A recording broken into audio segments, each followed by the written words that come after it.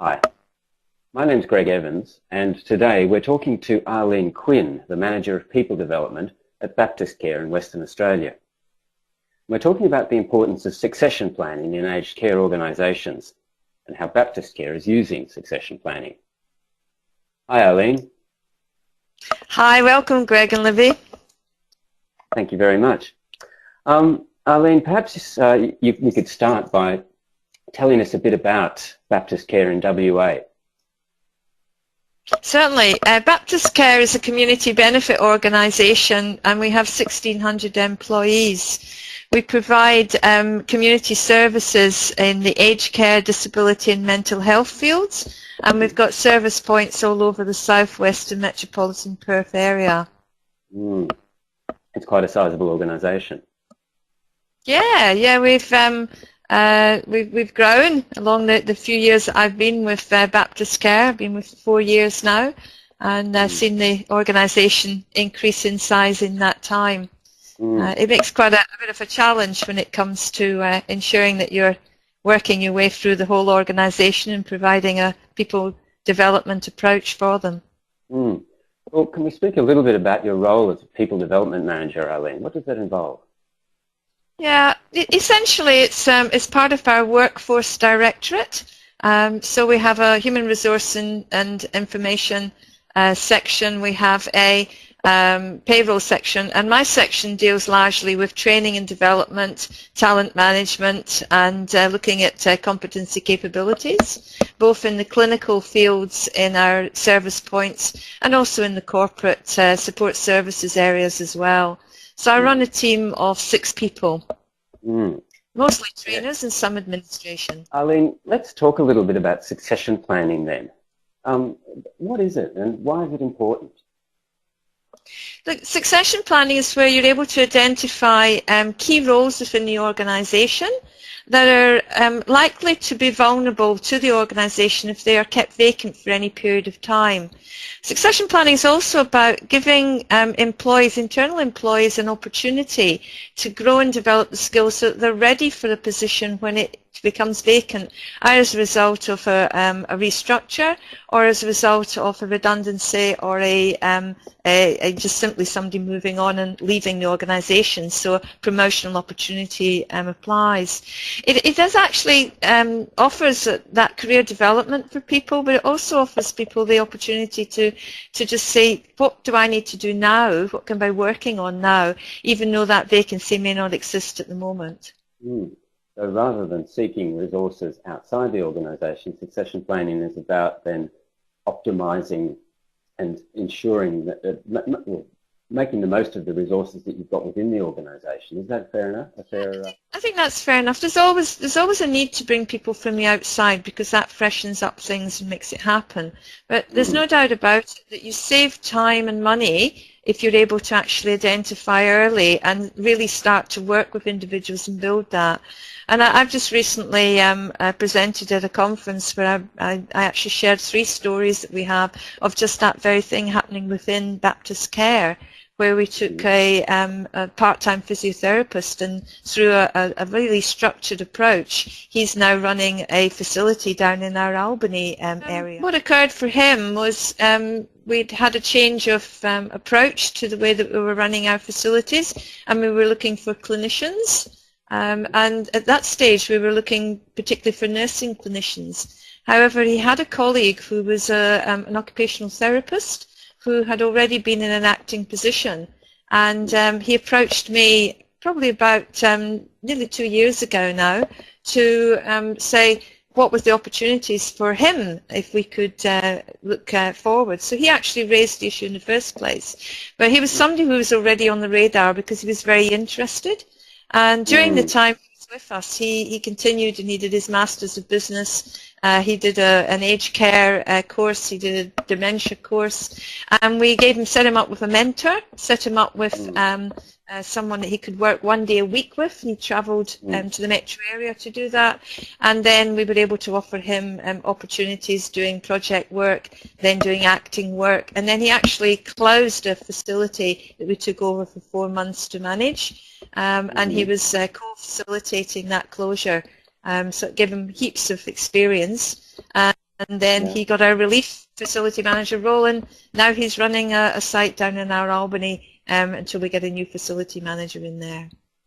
So he's had a really good experience, and topping that, he got the AXWA Award for Trainee of the Year just about 3 weeks ago.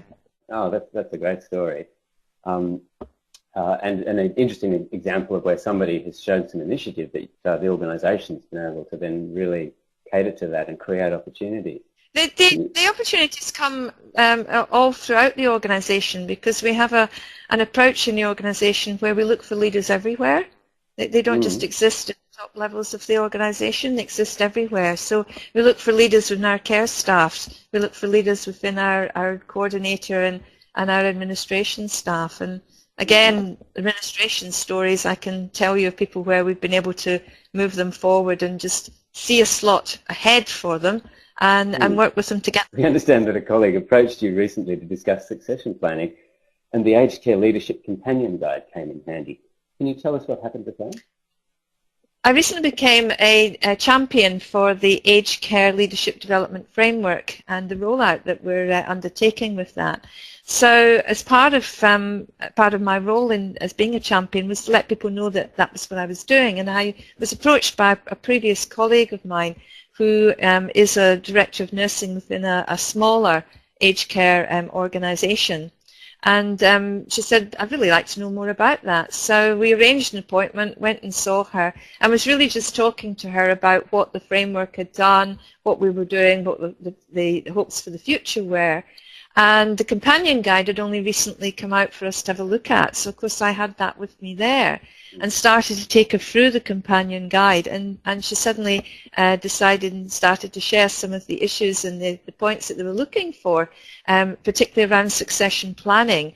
And they could really see how the guide, not only did it give them clear indication of what the succession planning was all about, but it also gives them some clear capabilities that they could put within against a role that they were looking to build people into. I had in my own organisation, once I saw the companion guide there, we of course as a larger organisation already have some things in place. However, I thought the value of the companion guide was it could be customised. And we could take the core material, the stories that are going to be within it, and actually put a Baptistcare focus to it. And then that would be available for all new managers who are coming into the organisation.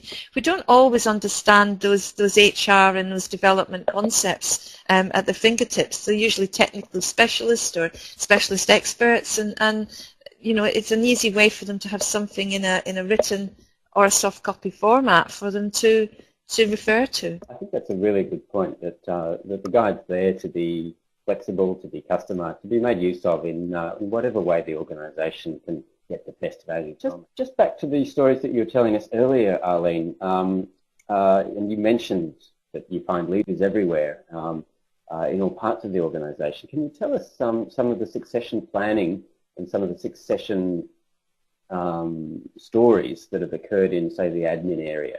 Yeah, one of our, well, actually, I'll start the story with her. Tara Burke is the lady's name, and Tara's given me permission to use her story. She came through an agency as a receptionist to us, because our receptionist was off on sick. And within a few days, it was very clear that she was very capable and being able to do her role really well. And she was bored just being a receptionist, so she started to ask for more work from our office manager. So of course we never turned down anybody who was interested in looking for new things. So she came to our attention really quite quickly. She has actually then sought employment with us, and we found a slot with us within the Strategy and Innovation Directorate. And the director for that particular directorate clearly identified that she was someone that we wanted to build and grow in the future. At that stage, we didn't know that the Strategy and Innovation Director was actually going to move on, and she's now taken up a role in Europe. However, as part of the mentoring that she did and the opportunities that we gave her along the way, not just with the project work she was doing, but she also did some courses, she did some external certificated approach as well with us. And she's now slotted into the role manager strategy and strategic planning. And we're 4 years into our strategic plan, so she'll have all the work of putting up forward for the next strategic plan to be created and put forward to the board. So that's all happened for her within the space of about 14 months. We had to sponsor her because she came from an agency. We bought her off the agency and then we sponsored her because she came from the UK. So again, another story of where we've been able to recognise talent and work with that for a potential job role that was there, but it wasn't at that stage clearly identified until the director decided to move on. It's a great story, Arlene. To what extent, though, is Tara's journey planned and carefully facilitated, and to what extent do these things kind of happen with a life of their own? I think very often within our facilities, when we're working with clinicians and we're working with support services staff, most of our managers, because training and development is such an important part of aged care, not just for compliance but also for development and growth, everyone's kind of looking for people to say, you know, what is it that this person's capable of? And Baptistcare has a philosophy, like many in the aged care organisation, that really we only have people for the time that they choose to be with us. And therefore it's far better to ensure that they're actually doing the right competencies and the right skills and working the right way for the benefit of our residents than to not grow and develop people. So it just becomes part of normal practice under our performance management, our performance development approaches. So it sounds like it's a mixture of the processes, but also the Baptistcare culture that supports giving people opportunities who want to embrace opportunities, as long as they work within the requirements of the role in the organisation. Yeah. I've got one other example that probably shows a more emergent approach, and that's with our disability services and the community services we offer. We've, with the changes that are happening in legislation, particularly around the NDIS and in WA, the My Way approach that we're trialling in WA, it was clear that we needed a change approach to the way that we were coordinating services for our disability. And we worked together with the Disability General Manager, and as part of the workforce team, repositioned some jobs into a new role called the Service Facilitator. And as a result of that, we wanted to move people into different aspects of that role. So a whole cohort of 20 service facilitators in our mental health and our disability area are currently going through a program that we've put a fair bit of investment into to develop them as leaders in that new role. That includes putting on a specialist training and development facilitator for 6 months to work with them, and also putting in some additional relief service facilitators so they can attend external training programs as well. Now, recognising that that's not that's a significant investment for the organisation, but again, it's about what succession's about, because out of that will come future leaders. That's a tremendous investment by Baptistcare then. Yes, it is. Yeah. It sounds like it's going to be a great initiative for the organisation, but also just for the sector as a whole. Part of leadership development, it's identifying, you know, for self-assessment, we did individual development plans for everyone, and the specialist facilitator's role is to follow through on all of those and be that link and liaison within the organisation. Thank you very much for sharing those stories with us today. They've been inspiring, they've been illuminating in terms of how succession planning can be used in a variety of ways. We really appreciate you making the time. Thank you very much. Thank you.